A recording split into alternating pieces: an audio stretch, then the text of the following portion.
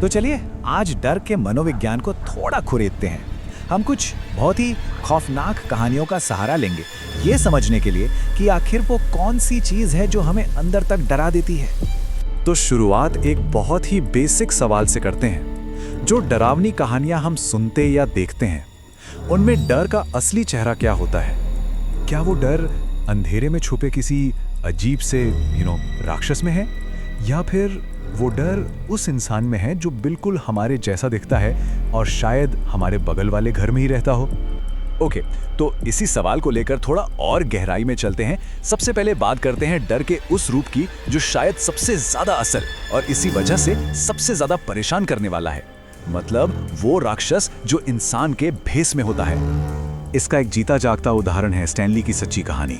सोचिए, एक police officer जिस पर लोग भरोसा करते हैं, लेकिन उसने उसी भरोसे का इस्तेमाल किया और एक के बाद एक कई लोगों की जान ले ली। एक खतरनाक सीरियल किलर बन गया। अब यहाँ पर जो बात सबसे ज्यादा चौंकाने वाली है वो ये है कि इस कातिल का मकसद सिर्फ लोगों को मारना नहीं था। नहीं, उसे तो शिकार करने में, धोखा देने में एक अलग ही मजा आता था। एक अजीब सा गर्व महसूस होता था।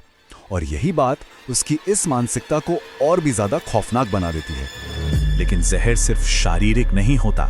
कुछ राक्षस तो सीधा दिमाग पर हमला करते हैं। और यहीं से हम पहुंचते हैं एक अलग ही तरह के कातिल के पास, जो तिहाड़ जेल की सलाखों के पीछे से अपना खेल खेलता था। यहाँ कहानी जुनैद की है, एक कैदी जिसने DMT नाम के एक ड्रग का इस्तेमाल किया। और देखिए, उसका मकसद सिर्फ जान लेना नहीं था, वो तो एक जीता जागता जहन्नुम बनाना चाहता था। वो चाहता था कि उसका शिकार ये मान ले कि उस पर किसी भूत का साया है और वो धीरे धीरे तड़प तड़प कर पागल हो रहा है। तो पॉइंट ये है कि इंसानी बुराई के दो चेहरे हैं।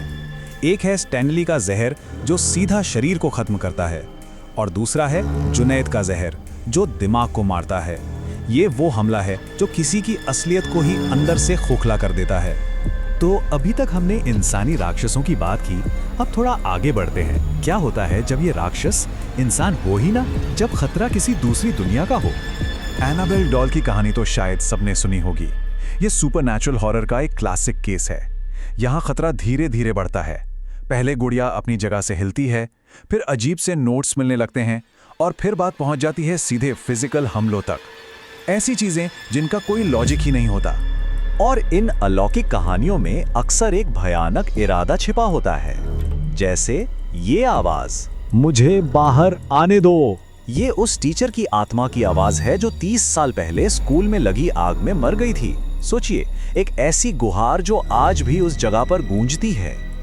असल में इस तरह का डर आता है पूरी तरह से बेबस होने के एहसास से। एक ऐसी ताकत का सामना करना जिसे ना तो हम समझ सकते हैं और ना ही उससे जीत सकते हैं। लेकिन रुकिए, कभी कभी सबसे ज्यादा डरावनी चीज कोई बाहरी राक्षस नहीं होता, बल्कि वो खतरा होता है जो हमारे अंदर है, जो धुंधला है, जिसके बारे में हम कुछ भी पक्के तौर पर नहीं कह सकते। जैसे कि आंटी डेबी की कहानी। इसमें डर इस बात से नहीं है कि कुछ देखा गया, बल्कि डर इस बात से है कि कुछ छिपाया गया है।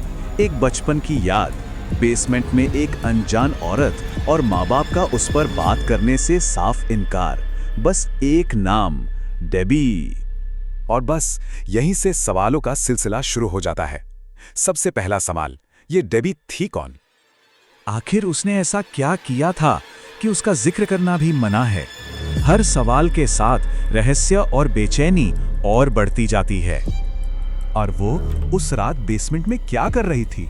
जानते हैं, कई बार जवाब ना मिलना किसी भी राक्षस से ज्यादा डरावना होता है, क्योंकि उस खाली जगह को हमारा दिमाग अपने सबसे बुरे ख्यालों से भर देता है। दिमाग का यही बिखराव ठीक वही था जो तिहाड़ जेल के उस कैदी केतन ने महसूस किया था।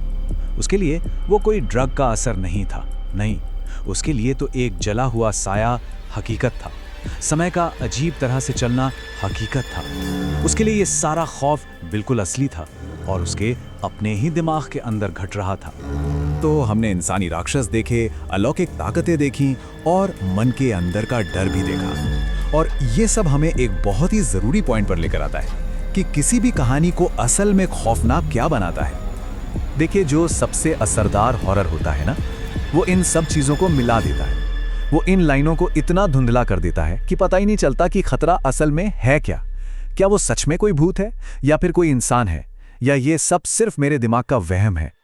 तो फिर एक आखिरी सवाल उठता है, एक ऐसी कौन सी जगह है जहां ये सारे राक्षस, चाहे वो इंसान हो, आत्मा हो या मन का वहम, एक साथ रहते हैं? वो जगह है हमारा अपना दिमाग।